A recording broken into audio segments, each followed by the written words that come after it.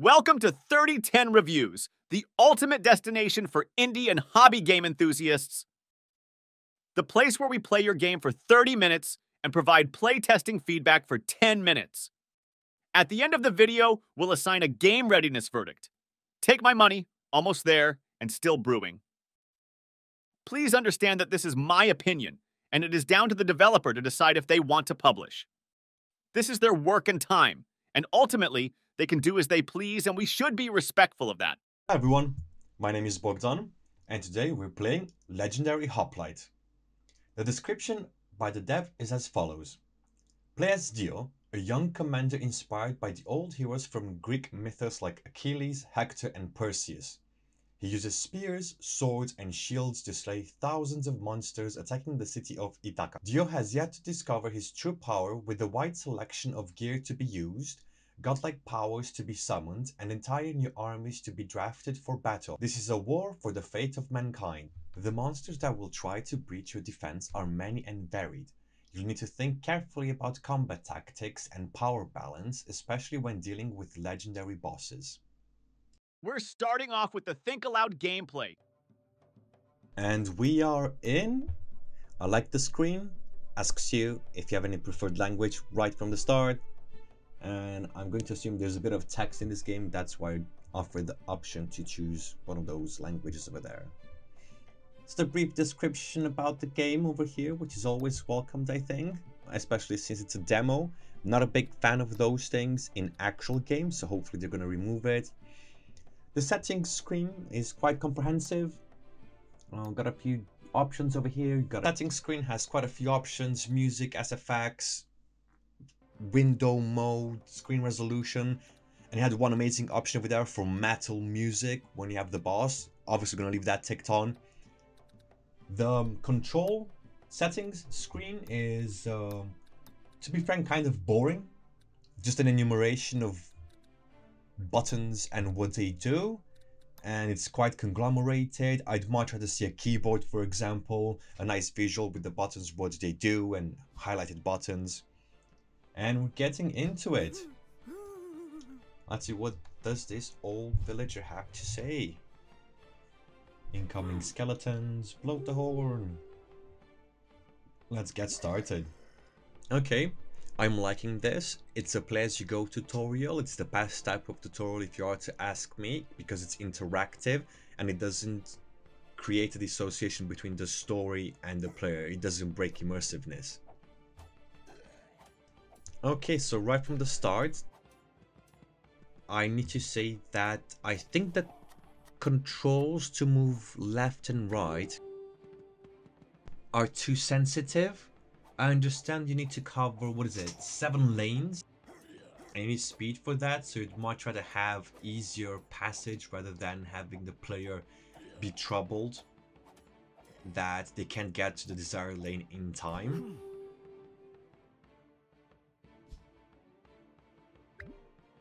I can spawn troops now. Interesting. Help me, friend. Okay, so I'm wondering why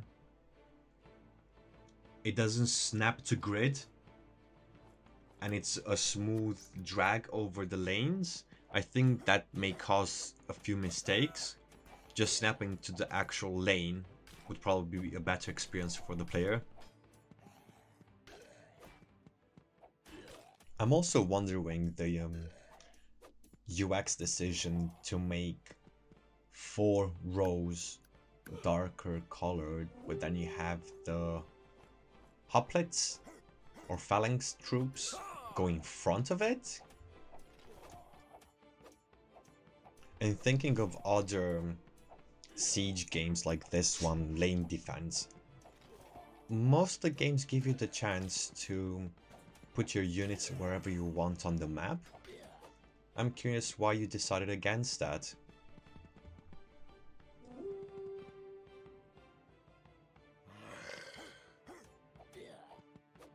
Okay, so I've noticed that the stamina on the left is used when attacking and when moving, and it slowly charges over time.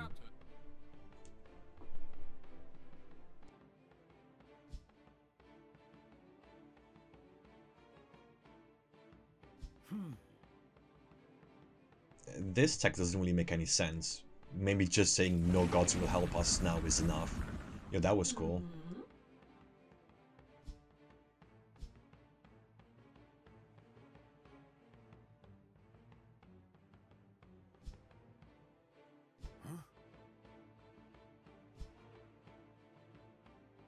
Okay, so a bit more introduction to the story.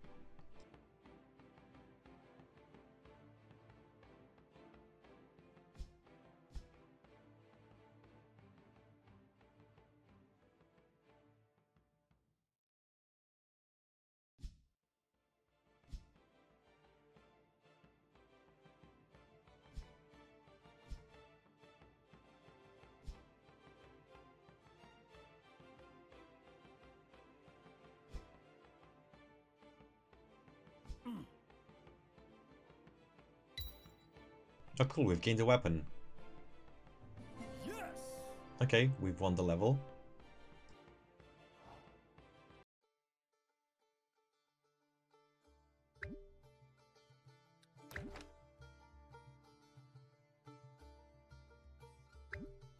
Oh, that's cool. So we've got equipment as modifiers and how we play the game. For example, this new spear offers fan of javelins, launches 5 spears forward in a fan shape. Can't wait to try it out. And it also has affixes, as the devs want to call it. It's just modifiers.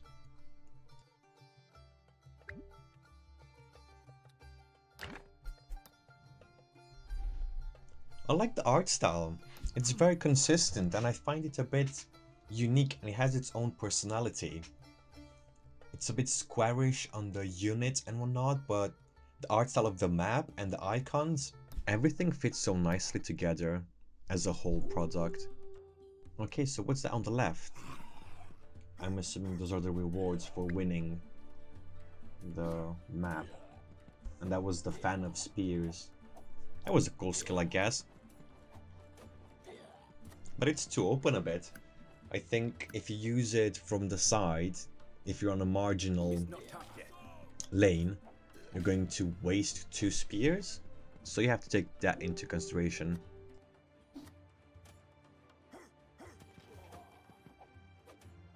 Yeah, that's definitely a medium to short range skill.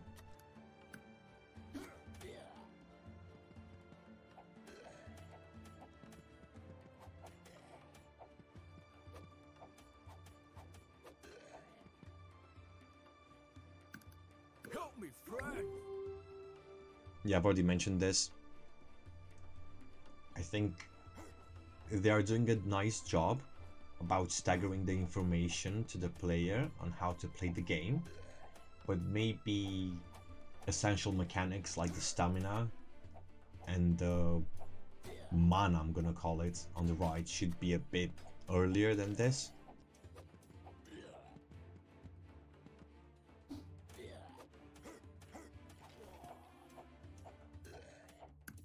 It's not ready.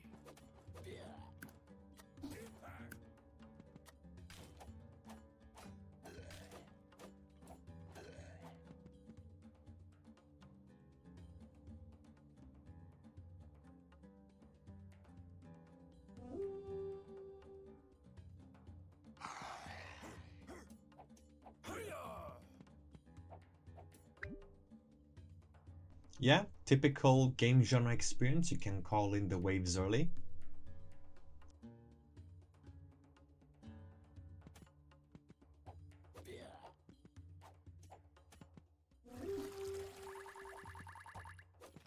Oh, that was a hefty reward. I'm hoping I didn't call too many waves.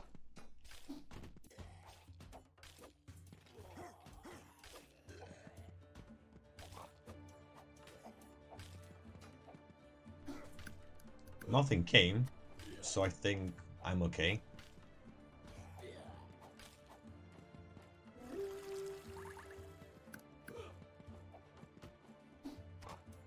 Okay, so apparently these wolves can evade attacks quite often. They have a high evasion I rate. cannot use it.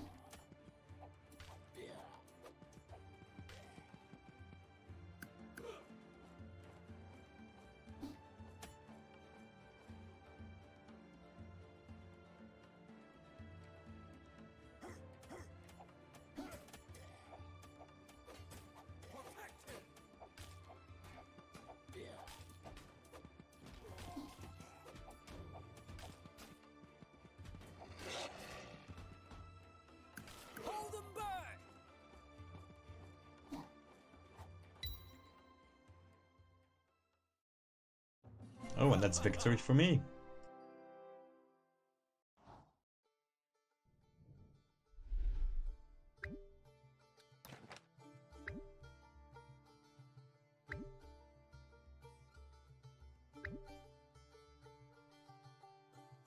Okay, so there's quite a bit to unpack here.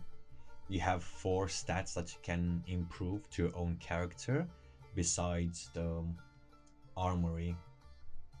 Got strength, agility, stamina, and power up blue thing. Yeah, I'm going to go through the description of each stat. If you want to read on it, you can pause the video, obviously.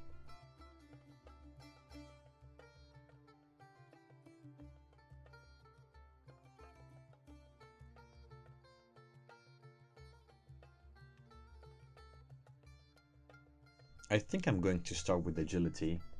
I like the attack speed. Oh my god, such a small increment from 231 to 2.35 and then only 1% crit chance. What's the max level in this game? I would definitely be looking to increase the benefits of adding a skill point. So there's 15 total skill points and it's gonna be a natural 15% crit chance. That's way too low for a max agility stat. And for the attack speed, for example, 15 times 0.04, so 15, I'm not even gonna pass the 3 mark, 3 attacks a second. That's way too slow. I mean, I understand there's other concepts as well. Maybe there's some benefits from the gear that I'm gonna have, or the special passives I'm going to unlock. If you can see the little box over there. But still, doesn't feel that rewarding to level up.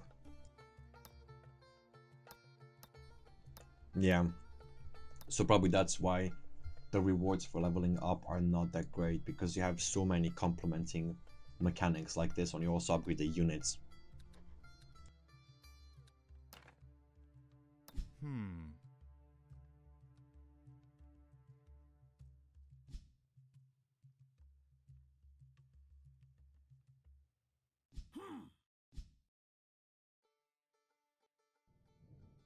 Okay, so people won't get confused. I need to let you know that I've skipped 2 levels because I've made it to a boss stage, and that wouldn't have been in the 30-minute playtesting session.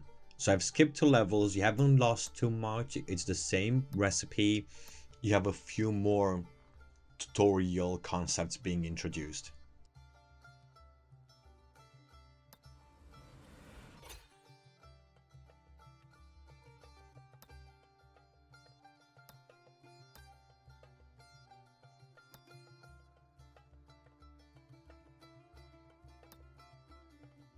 Okay, I've just noticed the upgrades are quite expensive, and I've noticed that if you just hover your cursor over the locked skills, you don't see how much they cost, but if you click on them, the cost shows up, which is a nice little glitch.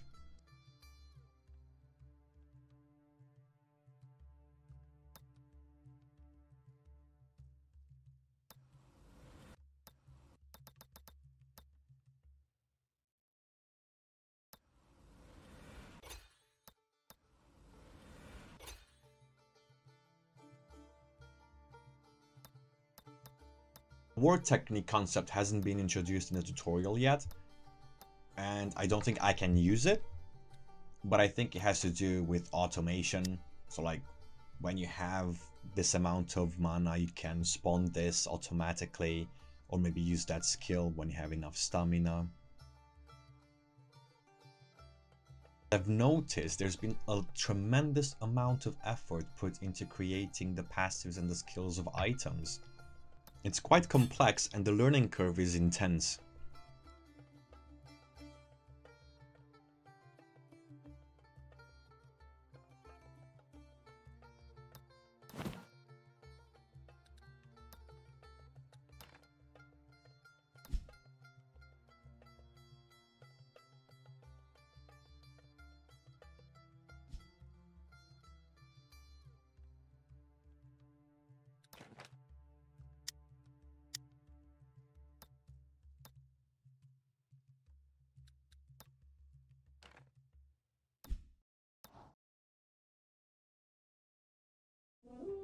Okay, so I've got this new weapon skill, and I want to try it out.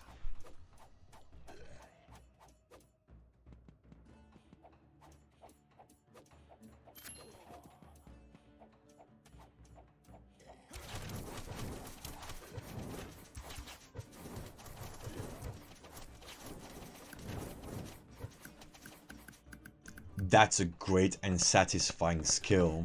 However, it has 100 seconds cooldown. But at the same time, I think it can do a lot of damage and save you from the monsters if they've reached your gate. Also, I'm not too sure if it is that accurate, because the rectangle for the skill summoning was a bit more forward than the actual arrows.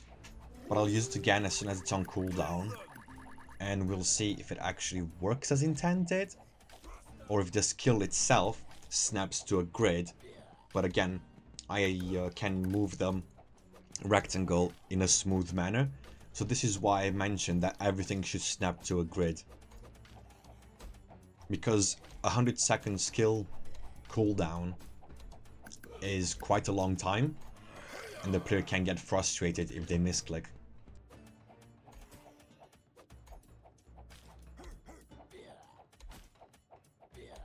Also, this new spear that I've acquired is pretty sick. It has a reduced damage for level 2 and compared to other spears of level 2. However, if you don't move, you can stack attack speed, which is crazy good. If you pay attention, you'll notice how I peak up in attack speed. One thing that I'm not a big fan of, two of the 4 skills that I have, they are to be used when the monsters are in melee range to me. But the problem is that I haven't had monsters within melee range yet, because I've been doing too good of a job at defending.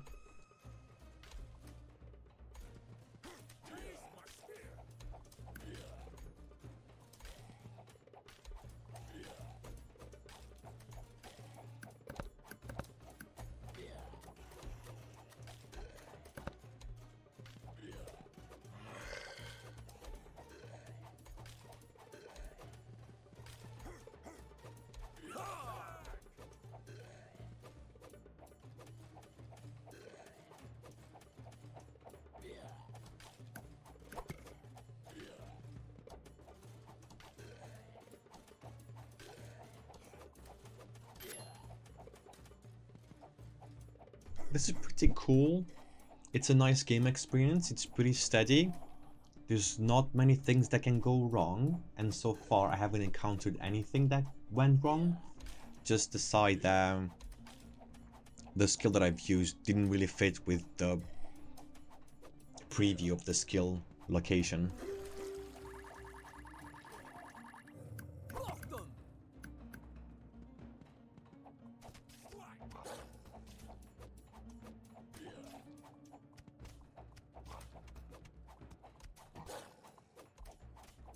Help me, friend.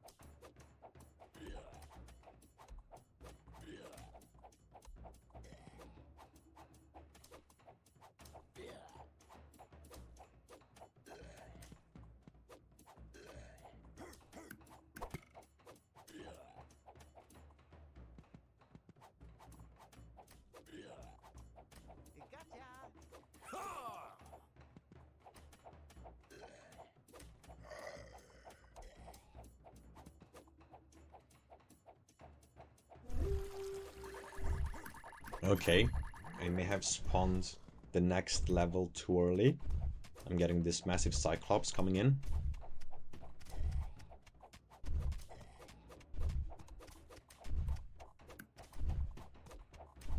Hold them back.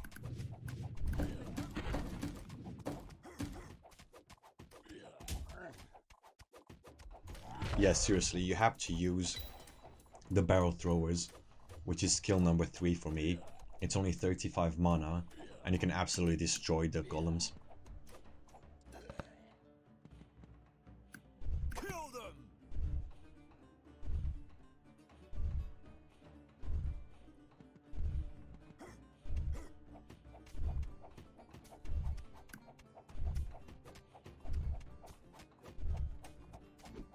This ranged one, on the other hand, your barrels will not reach them. Oh, I'm wrong. It will reach them. Get barreled!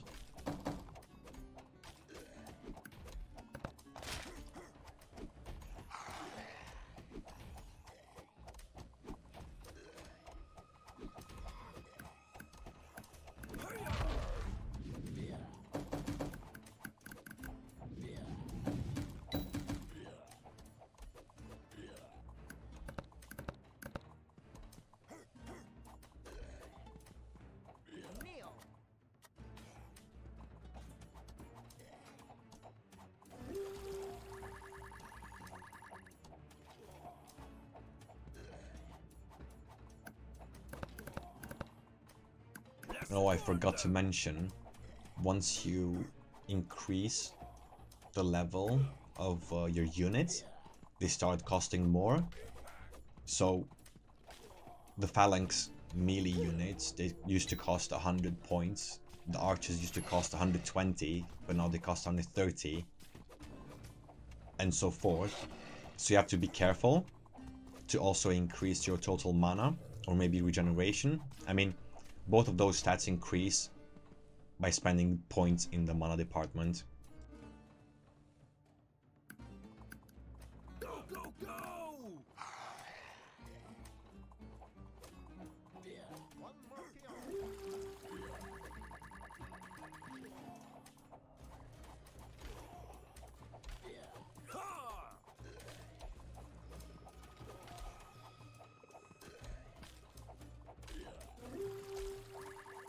Okay, so I've called the next wave, but there was no warning that, hey, this is the boss wave. You have a notification for hard waves, but no notification for a boss wave. You should probably look into that. Apparently this boss knew my father. Not sure if I want to know under what circumstances.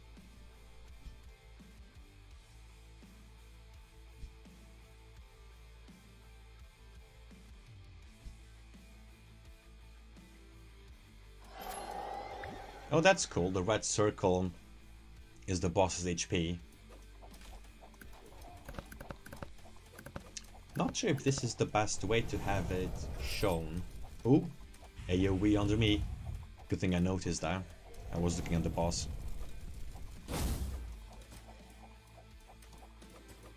Okay, it doesn't deal that much damage to my units. Maybe that's because I've already upgraded them once. That pillar attack is so cool.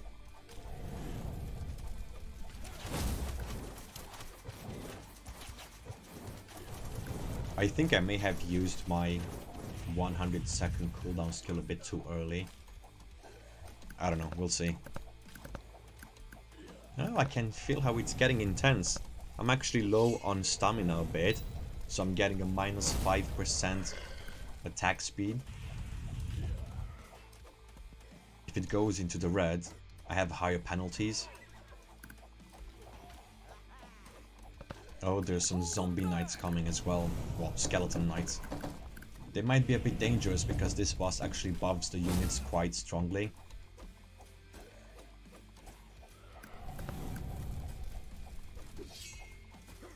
But I think I was told that if I destroy the boss, if I defeat the boss, the level is over.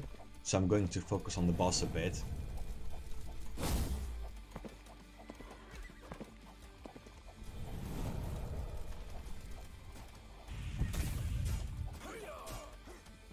Okay, my defenses are wearing thin. I think I'm going to focus fully on the boss. Ignore everything else.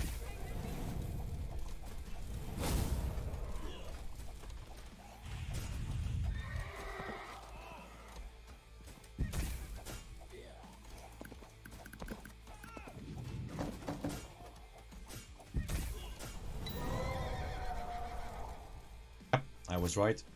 Defeat the boss, you win the level. Your father would have been very proud of you, and so am I. Why would this monster be proud of me? Are you my mom?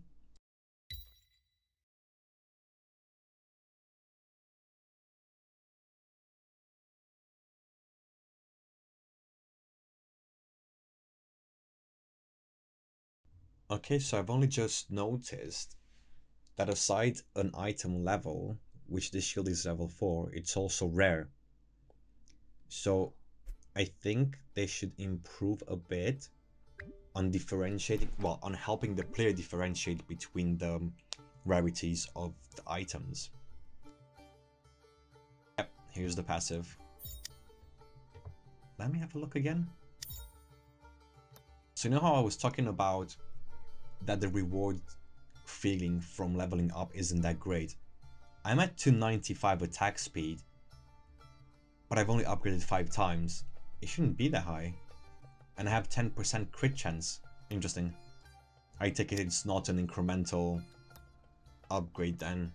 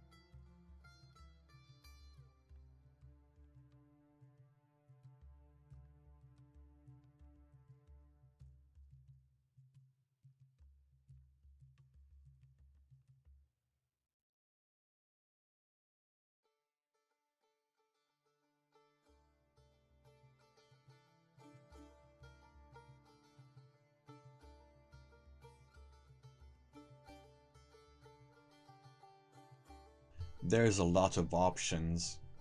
You have to be considerate when building your armory. Oh, a new unit as well. Knights.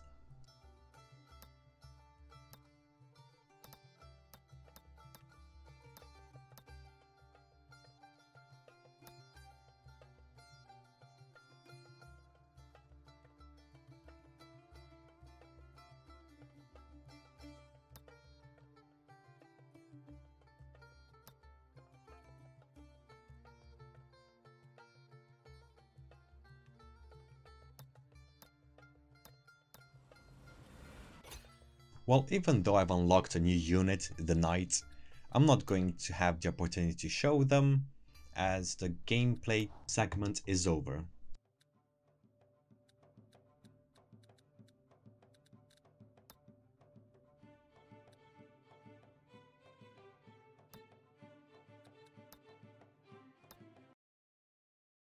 Now that the playtesting segment is over, it's time for us to provide some constructive feedback. The feedback will cover the following categories: accessibility, not only from the aspect of monetary resources, which directly reflects on the performance of the player's device, but also from the perspective of individuals which are differently able-bodied. UI UX, is it intuitive? Does it provide the player with the required information to play the game? MDA model, mechanics, dynamics, aesthetics. Community. We're looking for digital distribution platform, Steam, Epic Launcher, itch.io, community management platforms such as Discord and social media presence, X, YouTube, TikTok. And the last category is game-breaking bugs. You may have a gem of a game, but releasing it with a game-breaking bug may have devastating consequences on your day of release. Let's get into it. Moving on to the feedback, starting off with accessibility. This game has a low entry point when it comes to the device performance requirements. You have added settings for volume control, sound and voice, accompanied by resolution and window mode settings with a separate control for video fidelity. Even though it's somewhat novel, the heavy metal boss music option is very welcomed and I appreciate your effort for putting that in. It shows character. You've also added settings for keyboard, mouse and controller support, which is helpful for individuals with mobility needs. As this game is not an action-based game and more akin to a tower defense game, the need for colorblindness settings integration does not take precedence. Even so, when playing the game, I didn't notice a need for such an adjustment as the elements were pretty clearly defined. Now we'll cover UI and UX. You've adopted a standard approach to the UI in the main menu and settings screens. It's always best to stick to tried and tested methods when your game does not require innovation. I can't say that I agree with how you've handled the settings tab, which has the control schemes. I find it to be too compacted. Try and spread it out a bit more. I realize that you thought that you can fit all the controls on one page, but people prefer a scrolling bar so they could browse through the settings over a compacted sheet of page with all the information on it. That's why AAA studios adopt that method of navigation rather than putting everything on one screen. Get inspired from other games if you consider updating this. I appreciate the parallax background image in the main menu. I think more games should have some form of interaction in the main menu. The game chat system is efficient and fit for its purpose. One thing I would like to encourage you to do, and that is to add a separation box between the chat and the press any key to continue instruction. I also recommend you apply Gestalt's principles of similarity and proximity a bit more. The settings icon and the trophy icon should be next to each other and boxed. Those two are elements which have more in common to each other than they do with the game, as they don't provide direct interaction with the level. Not only that, but they are also difficult to notice and they would benefit from being boxed together. You can decide the best location for them. The same should be done for the in-game menu as well. You could box up the icons. The icons can blend quite easily into the background imagery. I want to mention how much I appreciate the option to toggle on and off the health bar for my units. I think it's a nice touch and a good quality of life improvement. Speaking about unit HP, I don't know how to feel about the boss's HP being displayed only in the top right corner of the screen. I can see the thought process behind it, that it represents when the wave is over and you're combining the utility of both. It's a clever application, but seeing that you deemed the HP of the boss to be that important, and it is, why not have an HP bar on the boss as well? I know some bosses might get off screen, but nobody will be bothered that they can't see the HP for a few seconds. And I'm not suggesting removing the clever HP bar you currently have implemented. I'm just asking why not add the boss bar as well. Regarding the progression of the wave, please consider adding a bar which shows the progression of the wave. Use Gemcraft Chasing Shadows as inspiration. I think they've done this impeccably. I've brought this point up because I couldn't tell how much of the remaining wave there was left, and it didn't really give me a choice in the matter if I wanted to summon the next one early or not. Every time I summoned the next level early, it was a gamble. It was based on luck. I had no idea if I was going to survive the coming wave or not. We're going to talk about items now. please consider adding a colored background to the item icons to reflect their rarity. Don't leave it to that tiny and hardly noticeable border.